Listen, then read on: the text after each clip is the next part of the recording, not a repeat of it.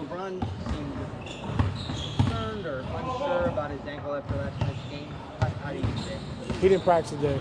Did not. No, he's experienced some soreness, so he won't practice tomorrow. He won't play on Friday either. So pretty mad, pretty pissed off, but I mean, it is what it is. So that's it. You had one game to look at this. Yeah, yeah, and we did some different things today that they all pretty much liked, and all got on the same page. So, it's a challenge when you got a new team and you want to incorporate stuff, but you don't want to go too fast, you don't want to go too slow. You want to see what works, and so we kind of scrapped some of the stuff we've been doing, and we're going to just go a little different direction now offensively with that first unit. Now you got time to think about it. What didn't you like about the first team offense last night? Well, I don't want to talk about, yeah, but I mean, just understanding that we got to keep the floor space and in the movement and still creating on the pass, on the dribble handoff, stuff like that. So we cleaned it up today, and we pretty much put in 4 sets that they will run throughout the course of the game and throughout the course of the season that keeps the floor spread, but it's continuous action where they don't have to just stop, get stagnant, hold the ball, and they can play off each other that way. Are you the reason to be concerned about LeBron for the opener? Not sure. We got treatment all day today. So I'm not sure if he's going to be, like you said, be concerned or not. But he's pretty sore today, so we'll just see what happens. You said you put in 4 sets and you took out some stuff. Are those related, and why did you have to take out?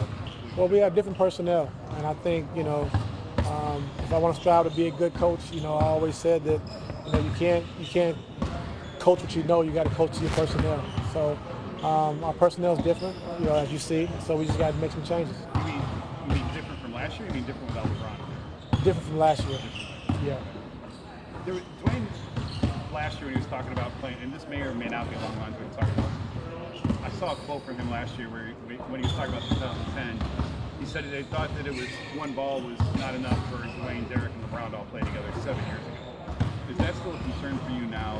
And is that 7 years, Dwayne? In 2010, when they were looking at their free agent options. Oh, really? Oh, okay. Dwayne had said this last year, referring to 2010. Oh, okay. One ball, 3 of them. Well, here they are, the 3 of them. Is that at all a concern to you? Is figuring out? Well, I think as you get older, you understand and realize that you have to sacrifice to win. I think D-Wade's done enough in his career. He's validated who he is as a player, that he understands that you have to sacrifice. And with that being said, they all were young. That was 7 years ago, so basically in their prime. So of course, they're gonna need the ball. They want stats, they want numbers. But as you get older, you understand it's about winning. Things change. Nothing. Go ahead, Jason. When you're talking about what you had to take out and put in new things, is that more? I mean, it's stuff we had offensively, but it's just stuff that I haven't taught yet. So it's things we had, in our bag that we done last year. But I think for that group, we got to incorporate that now instead of incorporating other stuff we incorporated earlier. Is it all because the 2 guards are not prolific three-point shooters like Yes. we've been talking about? Yes. Along the same lines of sharing the ball back in 2010, LeBron had 2 MVPs back then, despite all of the ball sharing or other players he had. What more can he do at this stage to get back to that level and garner those votes again? Just be LeBron James. I mean, just given what he has already done and how excellent he's been as one of the best players, is there another step he can take to get back at that level of, I guess, accolades within those who vote for that? Well, I think taking into consideration the guys that had just outstanding years, and I've always said like LeBron could be MVP every year. I mean, he averaged 26, 8 and 8 last year, 26, 9 and 8. But when you have guys that have the years that Westbrook and Harden, those guys had, I mean, you have to commend those guys for doing that. So LeBron's a lot like Shaq. He can win it every year, if you're just really looking at the numbers and how he plays and how he makes his teams better. But when guys have like phenomenal years like Westbrook and Harden and Kawhi Leonard, Isaiah, those guys, you have to give them the credit for doing that. So that's how I look at it. You mentioned last night that you have so many different guys that you can run the offense through and want to run the offense through. How do you maximize getting the most out of guys when they don't have the ball, when they're best with the ball?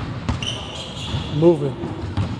Off-ball movement? Off ball, just constant movement. So, you know, we're going to work on it, and we're going to continue to keep working on it, and I think guys will get it down, but they felt, you know, more comfortable with it today. So we scrimmaged a lot today, and after we put it in early. So guys feel more comfortable. We just got to just keep working at it. It's something new to us. Who starts for LeBron? JR. Yeah. How does that?